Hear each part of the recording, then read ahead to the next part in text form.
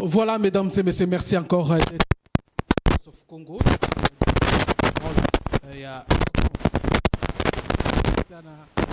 porte-parole de la jeunesse, INC, maître Basile Mponyo Oyotunto Solanaye, concernant toujours polémique autour de Bamo qui choque lors il y a rencontre il y a fait Tshisekedi na Joseph Kabila pour évaluer leur coalition FCC Cash tango fait na compte rendu Caméré Azui Vital Azui pardon polémique Azui président de la République na Joseph Kabila a levé bango un mot qui ronge quand même notre classe politique et puis l'opinion congolaise que non bah haute personnalité à Mokanabiso et voilà la raison pour laquelle Tindaki Bisotoya Awa Tokutana porte-parole ya jeunesse à INC maître Basile Mponyo fils légitime ndenge yemoko bakoma ko benga ya na INC après sa biso ba réaction non et puis aussi concernant toujours polémique autour na ndenge c'est improvisionné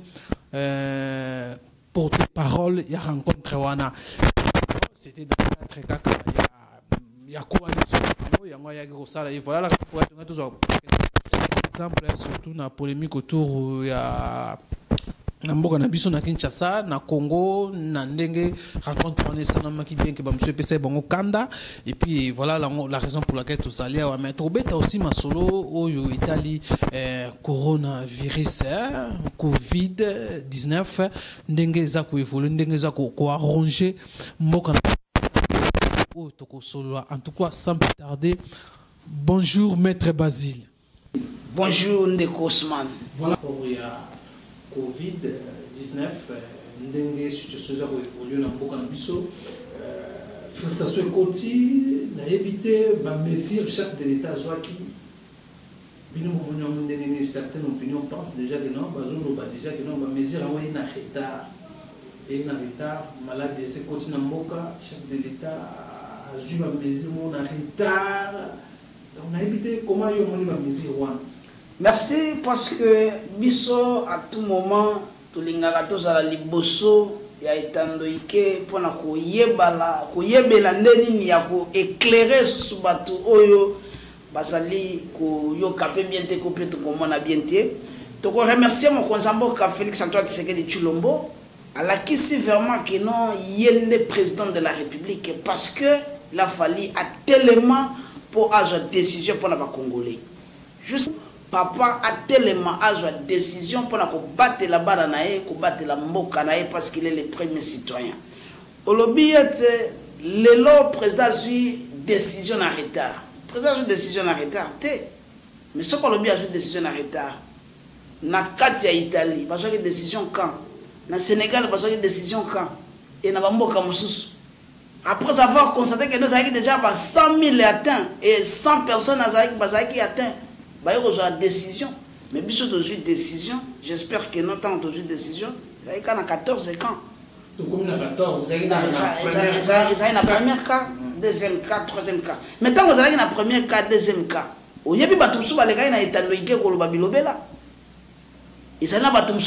député. Il passe à la télé pour faire du théâtre. Oh, ils allaient le Kuta, le Kambongo, non, la maladie existe. Il y a une confusion dans tout et que ça copte. Malade des alliés, il faut me battre là. Il y a une décision. La décision d'ailleurs est malamu. Parce que nous avons limite dans le Congolais qui profiter de la maladie. Et parce que nous avons une maladie, il y a des soucis, il y a des soucis, Ebola. Le président l'a dit. Il faut une décision. Il y a une institution qui a qui, comme dit patron et exécutif, a sali et réunion avec le ministre ou les concernés. Après, il y a une décision. Batou, Bazalate, et si comme encore plus de 20 personnes, Kaka, Batou, Bazana, 4 familles, Batou, Batambola, Bitambola, Tambolate, tout ce qu'on a maboko à tout moment. Donc, il ne peut pas exister. Tout qu'il n'a pas existé. Biso pe na kata musala ministre biso habite fana na ndako. Parce que les lois sont malades au koufi et aux assumana. Et puis na makambo etali bibembe, ba makambo ba fête banini. bosuye bembe bobimisi yango bokei mbala moko boke kokunda yango bafeti mpe bo arrêté toboyi bato na babar soki oza na poso omela mwa moko na yo osomi omeli na ndako tomibatela parce que ata bible elobaka il faut nanu yo mibatela nzoto na yo et puis yesu ye moko to nzambe akobatela motema na donc soki yo ozolinga komibatela te okokuya na maladi wana malade ezali et puis ezoboma président a eu une décision il est le premier citoyen il a pris une décision lelo e bato kolinga ba critiquer yango toliaka te tokosala ndenge nini tokosala bo non mais lelo yo mutu peke no bato nyonso bakozala atteint na maladi wana gouvernement nda kozwa responsabilité pour que ba traiter maladi wana tout ça kosenga pe bato oyo bazali a na ville ya Kinshasa avant bimake de pe province ndenge mokonzi alobi il faut ba tester to boy malade oyo peke na ba province comme ça déjà na kata mboka na biso Kinshasa papa maman obimi ozongi oskoli maboko avant peu olia parce que bato na bandeko na biso mosusu bazalaka avali aliaka na ebongo kongola kufana microbe te non virus ezali sokola maboko bami batela soko za pena esika ya kokende te ozana eloko ya kosala te ofane na ndako. Voilà, alors par rapport il y a mesures préventives au chef de l'État où tu peux jouer pendant 4 semaines parmi mesures ce qui se passe dans le transport commun n'est pas confiné n'a pas bis à transport minene na grand marché. Est-ce que la décision vraiment est adaptée à la réalité? Il y a un moment il faut aller pour réduire quand même la circulation, même dans un endroit. Au moment où non, il y a un risque permanent na Kinshasa. Mais une décision, dans une décision, et ça n'était pas qu'on a résoudre le problème totalement. Mais ça n'est pas qu'on prévoit tout. Et que n'engue ça là malade des alliés. Balobi bateau va s'accourir dans les bandes à Moka. Voler à l'Ibanda Mbote Kota Souté. Et puis, bateau, où tu soulever problème à transport. Il y a un moment qu'on a lobby, sauf que vous avez le droit au salaté. Vous avez le droit au Kendo, vous avez le droit au Kendo. Mais comment la vie va du jour au jour? Oui, le problème est que ce qu'on vivra de jour au jour. Ce Congolais est quinois. Ah, parce que la vie de Kinshasa n'est pas la RDC. Quinois. Ndé on va lobby, ce qu'on a le droit au salaté, au fond de l'anda. Mais ce qu'on a le droit il faut ce qu'on a le protéger. Usukoli maboko na bisipe kolobaloba na muto yebite nini te masolo oyo kozala pe contaminé. Donc on mi batté la question ezali obligé ezala pour zana mutu moko azokamba biso comme na Félix Antoine Tshisekedi Tshilombo. Soki yo kolingo kota na vision wana te c'est que yondo ko bima libanda. Mais soko kolingo zala wana vous êtes obligé ya kolandela mutu moko comme na Félix Antoine Tshisekedi Tshilombo. La coalition FCC cache l'autorité morale à Zaka Mokokumonae, Félix Antoine Tshisekedi Tshilombo, parce que c'est lui qui a le dernier mot. Même si va décider, mais la dernière position est Zongela Rabiso, tant que Rabiso Zongala cache et Tomoni, le président de la République, Félix Antoine Tshisekedi Tshilombo. Ce qui a décidé que Yogozala a raté ou Gozalate. Là, tu dois comprendre que c'est lui qui décide et c'est lui qui dirige. Entre Bissona Bango, nous allons censés tous ensemble. Nous ne servons pas un homme. Nous allons servir une mboka parce que Mokonza Mboka azana posa apesa bilan nae na suka ya manda nae et puis batubaye basali nini azali ko sala musala pour que makambwane kende boso. Olobi oyo zo sala débat ezali rencontre. Non, nazolo banana yonate cohésion exacte quand on assiste. Non, cohésion exacte tout le monde rentré parlementaire. Il y a les deux chambres, tu l'as dit, discours, il y a le président, il y a les deux chambres, mais on a vraiment, ils ont tiré un discours, il y a Alexis Tamboumoua, mais le Sénat, on a Félix, Félix, c'est qu'il y a obligé, il y a un compte dans la vision chef de l'État, mais quand Tamboumoua dit que non, il est contre rapprochement, Félix, c'est qu'il dit, dans l'État israélien, il y a une cohésion, et bon. Il y a le bien sali contre pour que biso to sangana na batwana sikoyo asa contre pour nani et après encore donc tolobi na te to ke na propos soit position ya c'est père ya Union africaine o la contre politique ya ba mboka na biso ezali indépendant et la personne qui engage l'état la personne qui engage la République démocratique du Congo, comme on a Félix Antoine Tshisekedi Tshilombo. Yende ayebi ni nyazo sala pona mboka ni na sala pona mboka. Ils ne sont pas adé, il est seul. Ce cas lobi na kuta na ba américain. Na époque na ngai na mandat na ngai na signé ce contrat tel. Il va le signer.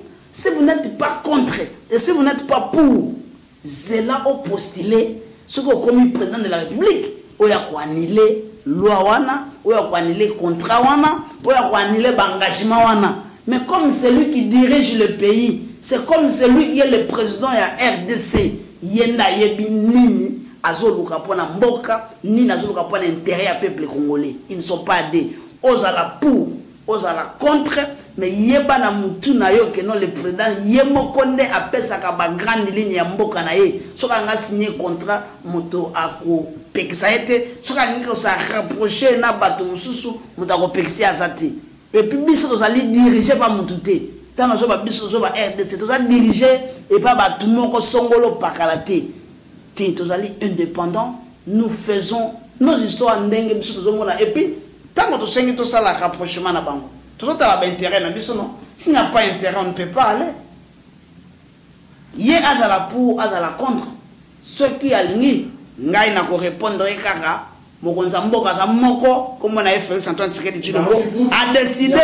Yoka, cohésion c'est ça. Koluka, on les a problème à cohésion. On les a li problème à cohésion. On les a li problème à cohésion. Mais et rose à la paix, à Bossana kaso boulé que non. C'est FCC qui dirige, c'est l'FCC qui est à la tête de la République. Tant que ça va non, dans notre pays, la constitution congolaise donne le plein pouvoir au président de la République d'être partout. Alors, polémique autour, il y a rencontre toujours Félix Tshisekedi, Joseph Kabila, il y a ça fait toller. Kamel et Assali Kontrandi à Mobi. Laissez-moi terminer ma question, après tu vas répondre. Je vais te laisser le temps de répondre. Alors, Assali Kontrandi à Mobi, les deux hautes personnalités de la République démocratique du Congo se sont rencontrées pour faire l'évaluation et la coalition. Donc, c'est ça, le fait c'est nani vita caméra misango na clair na tout au vu de tout le monde que non Félix Tshisekedi Elilini ya pamba yo avant de répondre dans tuna na yo tant président de la République non par rapport à compte rendu le président n'est pas nommé en République démocratique du Congo, on n'aime pas. Oui, je vais fonctionnel et entériner qui décision et lobby Félix Ndazalaki élu. Mais moi, la nomination c'est autant. Au lobby, c'est qu'il fâche. Pour l'autre, non. Il y a opposition.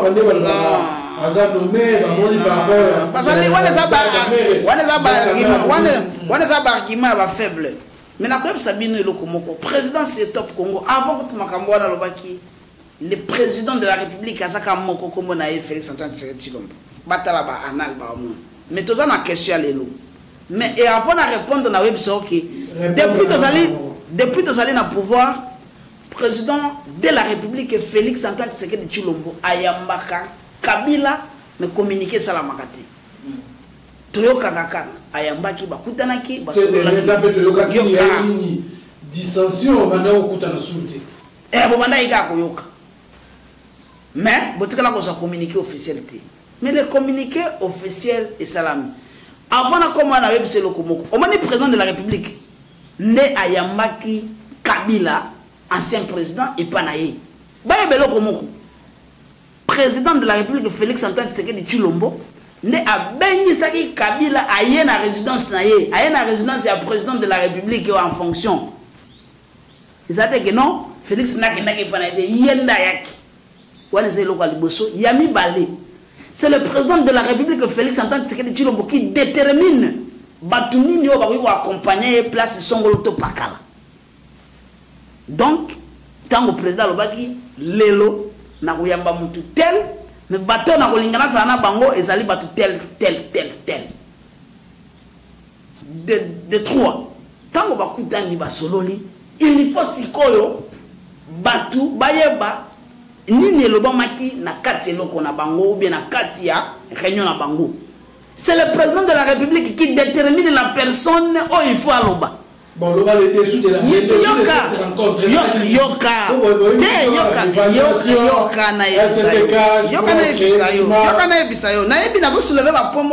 Très sensible. Président de la République, il a déterminé Batunini Oyo a Zalana Bango place Songolo. Donc, si le président, si le Dirka Bayakiwana, c'est le président de la Bengaki, président de la République Félix Antoine Tshisekedi Tshilombo. Si le président de la République, Yoka na bisayo, na lobby le président de la République il a déterminé que Batunini Oyo a Tambola na Bango, Batunini Oyo a Zalana Bango place Songolo. Na mukolo wana le président de la République alingaki azala na directeur de cabinet na ye mutako ko pekisa yete azala na directeur de cabinet na azala ki na ye. Et puis après réunion c'est le président de la République ne alingaki que le directeur de cabinet a ça la compte rendu. Parce qu'aujourd'hui il y a un débat. Pourquoi Kamel avait parlé, il est devenu porte-parole? Non, porte-parole à coalition. Yoka, non. Le président de la République, c'est lui qui choisit la personne habilitée pour faire telle chose, pour remplir telle tâche. Non, ça ne peut pas créer un débat. Le président de la République, il est souverain, il est seul. Donc, ce n'est pas dans le cadre de parce que non, le loyo, caméra comme porte-parole. Ah, on est toujours répondre que nous avons déterminé. Et là, tel salama. Et là, tel est le bama comme on a Félix Antoine Tshisekedi Tshilombo. Mukolo wana alingaki que communiqué wana ezala lu par son directeur de cabinet. En principe, il y a moko pa ngaka tanga yango. En principe, il y a moko pa kwa koloba yango ngaki ezala pe péché. Mais aponaki Vital Kamerhe asala yango. Bolobi na kati ya ba makambo ya Vital Kamerhe alobaki alobi deux personnalités, les hautes deux personnalités. Premier point. Oh, il faut battre Bayeba. UNC, na biso pense que non, mon konzamboka comme na Félix Antoine Tshisekedi Tshilombo. Donc, il y a un Kabila bazali mon côté. Félix Azali haute personnalité. Yokana Bisayo. Tu vas soulever l'élément, non? Félix Azali haute personnalité. La loi portant protection et organisation, il y a fonctionnement, il y a un ancien président de la République élu. Il faut en 2018. Et ça dit, ils n'ont pas encore abrogé. Kabila aussi, c'est une autre personnalité. Parce que, Azali n'a pas. Makambo Oyo Loana et PCA, il faut à la bagarre du corps, il faut à la. Pour être autre personnalité, il faut. Critère nini, il faut il faut à la haute personnalité. Il y a moins de gens. Ça ne peut pas faire un débat. Kabila n'a pas allé haute personnalité. De deux, Kabila Zali, sénateur à vie. Azali haute personnalité. De trois, Kabila Zali, autorité morale à FCC. Azali haute personnalité. Oui, il a signé plusieurs fonctions dans Bokanabis. C'est notre personnalité. Ça ne peut pas faire un débat. Kabila, c'est un ancien président de la République. Oui, et puis aujourd'hui, Batouba retenir Boyo. Les mots là ne peuvent pas choquer. Si on dit haute personnalité, ce n'est pas un péché. Parce que, même si vous êtes des hautes personnalités, il n'y a qu'un seul président. Il s'appelle Félix Antoine Tshisekedi Tshilombo. Donc il n'y a pas de débat.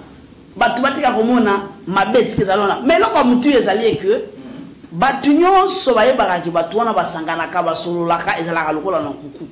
Mais mukolo wana basala ki communiquer batu bamoni ke bango yoso bafandi esika moko et puis makambo balobaki bapesi mutu aloba yango eza mbala liboso. Et puis il faut ba yebelo moko ke le président de la République élu Félix Antoine Tshisekedi Tshilombo et l'ancien président de la République ne sont pas des ennemis. Il est d'ailleurs son premier conseiller. Aroko benga ya tout moment pas solo là ayeba nini ba ko sala eza mabete bakutana Obama na Trump bakutana Hollande na Macron bakutana mais pas na biso soki to soki ka batumi bale wana bakutani ça fait un grand débat mais bango balingaka bakutana kana mulili na butu ele kaka wana bakutana etango bakutani ba monani batu basala ngo débat batika komona mabe partout souci ezali ndeke mboka na biso ke ndiboso ba ba sa ko travailler mabe ba travailler malamu ba ba sa na vision mususu ya mabe ba ko na vision ya malamu pour ba servir peuple Kamere soka choki maloba place wana, c'est président de la République Félix Antoine Tshisekedi Tshilombo. D'après ça qui est président de la République Félix Antoine Tshisekedi Tshilombo, n'a lingaki que président Kamere aloba. À ce professeur qui était à la mouika yemoko boté, batika komona mabe, mais président de la République Azaka Moko kombonae Félix Antoine Tshisekedi Tshilombo, parce que le dernier mot, il s'agit de pas attendre ngalobaki, ceux qui n'est que mabe c'est qui n'est FCC, a ebissé que non tala bateau ba osala ba ebissé balobi yono zali mokonzi décider pour na sora bateau wana. Donc c'est le président de bientôt il va sanctionner tout celui qui ne veut pas adhérer dans ça. Oh, yo e pa ngana ngana olela. Oye pa ngana olela. Attention. Tiens le ndeni. Ai c'est que no mambo no et ça bongote. Président le lati. Président de la République ale lati. Biso nyos to ko lela mi président ko lela ti. Ce qui sont les listes qu'on a dans le président de la raté, c'est lui qui a tout à la moutanga les labiteyo. Allez la rater. Non, c'est lui qui dirige, c'est lui qui décide si ce pays. Ce qu'on a dit que yo comme ministre de loi ou comme son ministre. Allez la rater. C'est lui qui décide pour ce pays. Et le dernier mot pour la République moitié du Congo, et c'est lui qui dépend. Lelo, alors il m'a université Kangama, et l'hôtel Kangama, église Kangama, Toboya Kangama, Nyose Kangama. Pour ça, peuple congolais, et Kangami parce que Yenda sa congolais, Yenda sa le premier congolais, le premier citoyen a décidé pour la mola mo cannabis et Kenediboso. Donc, président Aroui Olelaté, c'est lui qui décide, il a décidé et c'est lui qui sait l'obé aux alandénini, nana aux ala. Voilà, mesdames et messieurs, notre entretien avec Maître Zimpogno concernant toujours la thématique auto-evocaki. Commentaire à cause de merci Nadio, merci Nadio. Vous massivement, si vous voulez, TV,